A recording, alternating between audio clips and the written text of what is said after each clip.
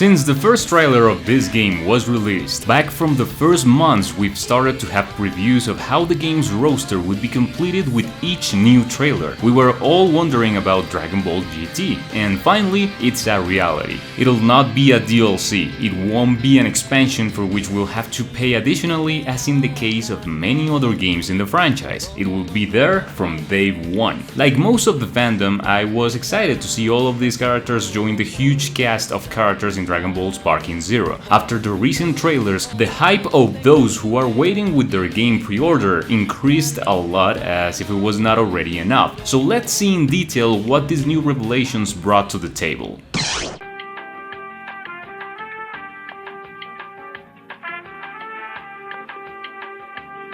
The Dan Dan theme can't hit harder in the nostalgia with these new presentations. The feeling of seeing GT Goku represented in Sparking Zero literally gave me chills. We were able to see his different transformations into Super Saiyan and Super Saiyan 3, which are already very familiar to us from Budokai Tenkaichi, in the mythical stage of the South City. When transforming into Super Saiyan, this Goku shows us one of his explosive wave techniques. It seems that this will continue to be the same ultimate that he had in the third installment. Pan will return. I had my doubts about this one, but in the end we will have her once again as a playable character and with a moveset accompanied by Gyro as it was expected. Baby Vegeta is one of those that could not be missing. Of course, we have all of its transformations, from Super Baby 2 to the Golden Great Ape form, which joins the repertory of giant fighters that Sparking Zero will have. The demonstration of special techniques of the characters maintain a faithfulness that is still evident. The final flash, the revenge death ball, and even the typical Kamehameha have a choreography that feels very familiar,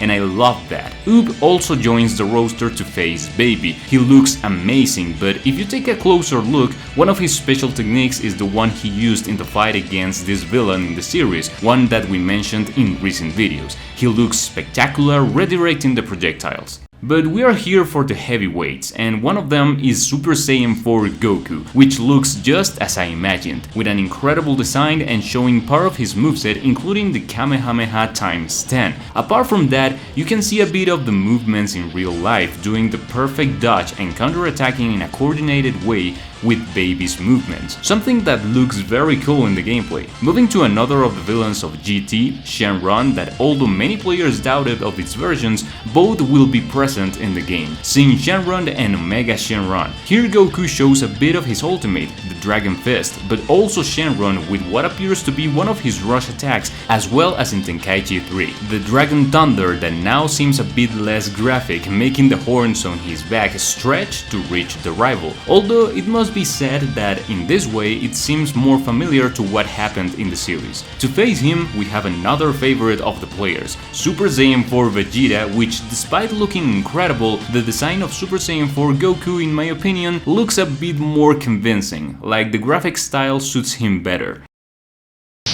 If you're tired of games being too expensive, at Instant Gaming you can buy all the games you want at an incredible price. You even have the option to get pre-orders and gift cards with a big discount. I've been using it for several years now, and here are my latest purchases to show you guys that is completely legit. Cheap, fast and safe. You can check it out in the link I leave you in the description down below. That would be a huge support for the channel. Let's get back to the video. フュージョンするぞ、カカロット。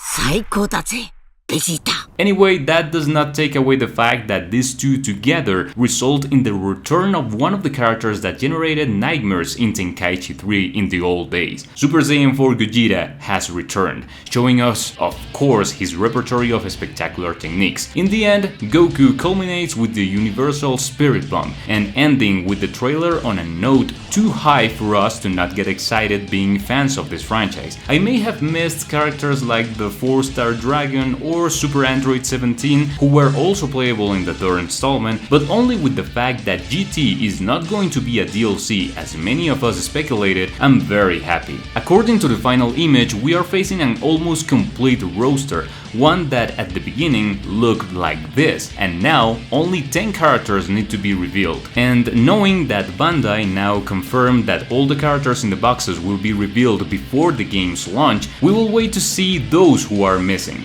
With that being said, what predictions do you guys have in mind? Let me know in the comments. Thank you for making it to the end of this video. That was all for today, and I'll be watching you in the next video. Take care and see ya.